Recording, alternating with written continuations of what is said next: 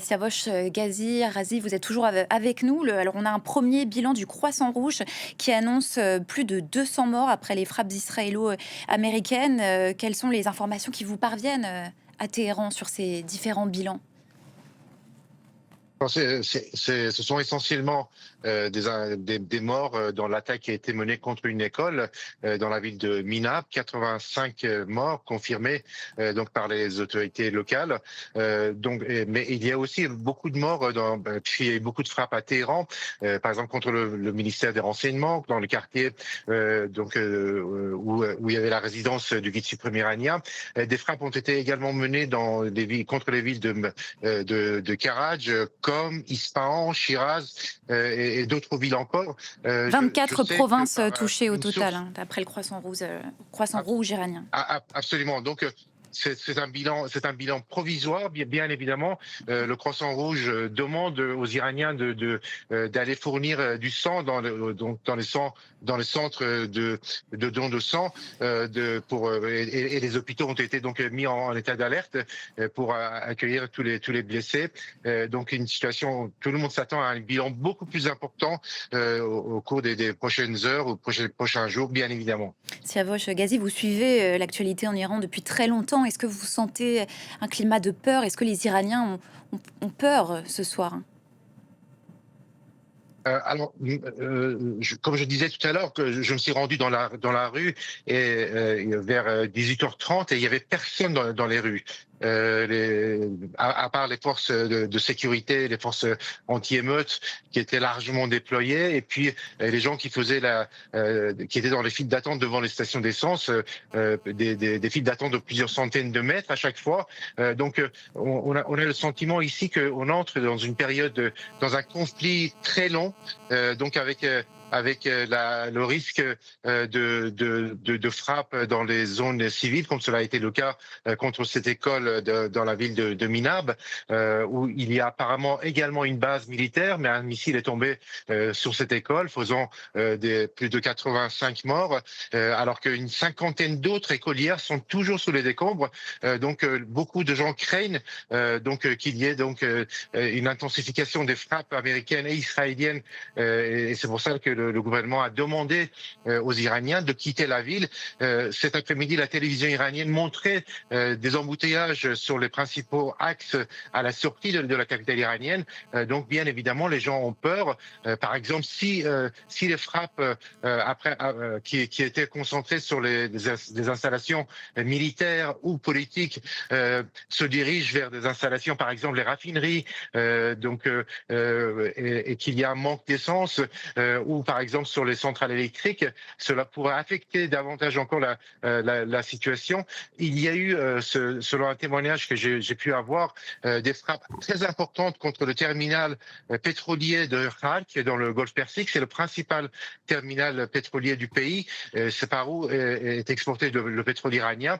Et donc, l'objectif des Américains et des Israéliens est d'asphyxier le pays en empêchant, par exemple, les exportations de pétrole. Et donc, on peut assister à des frappes contre des installations, des infrastructures, par exemple les raffineries, les centrales électriques, qui pourraient à ce moment-là toucher la vie de tous les jours des Iraniens. Il y a un sentiment de panique, bien évidemment, et de crainte. Oui, parce que ce ne sont plus seulement ces installations militaires ou énergétiques qui semblent être ciblées, puisqu'il y a cette école pour filles de Minab qui a été ciblée. On ne comprend pas bien pourquoi ces frappes ont ciblé cette installation civile. Alors, ça peut être un missile qui a perdu, enfin qui n'a pas suivi son trajectoire normalement. C'est des choses qui arrivent dans toute guerre, et c'est pour ça que, par exemple, les habitants de Téhéran sont très rapidement, après la seconde vague de frappe ce matin, sont fermés les magasins pour rentrer à leur domicile, surtout après les déclarations du président Trump qui a fait une telle demande, montrant que les États-Unis allaient mener des frappes très intense contre le pays. Il y a cette crainte, même si on a pu voir par exemple certaines vidéos sur les réseaux sociaux de gens qui exprimaient leur joie après les premières frappes contre la résidence de guides suprêmes iraniens. D'une manière générale, il y a une crainte parce qu'on est à quelques semaines du nouvel an iranien. Toutes les activités économiques vont être affectées par la guerre. Et donc, beaucoup de gens qui, par exemple, étaient obligés d'aller vendre des petits produits sur le trottoir, par exemple dans le quartier de Tajrish ou dans d'autres quartiers dans Téhéran, ne peuvent plus le faire. Les gens ne sortent plus.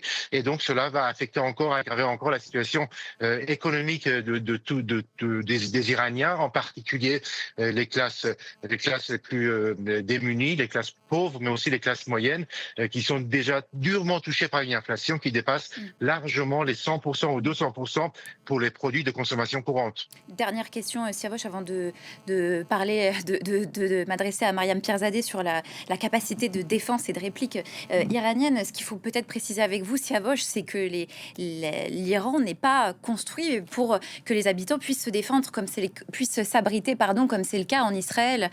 Aujourd'hui, rien n'est fait en Iran, à Téhéran, pour que les populations puissent se mettre à l'abri. Donc, comment on fait en cas de frappe?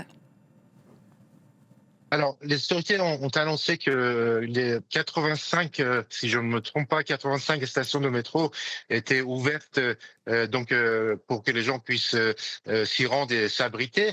Mais pour une population de 10 millions d'habitants, donc la population de Téhéran, c'est très peu. Il n'y a pas d'abri en général, donc ni à Téhéran ni dans d'autres villes du pays. L'Iran est un grand pays avec 90 millions d'habitants, un pays qui fait 4 fois la France. Les gens s'enterrent chez eux ou vont à la campagne pour éviter des frappes ou d'être victimes de bombardements dans les zones résidentielles et civiles.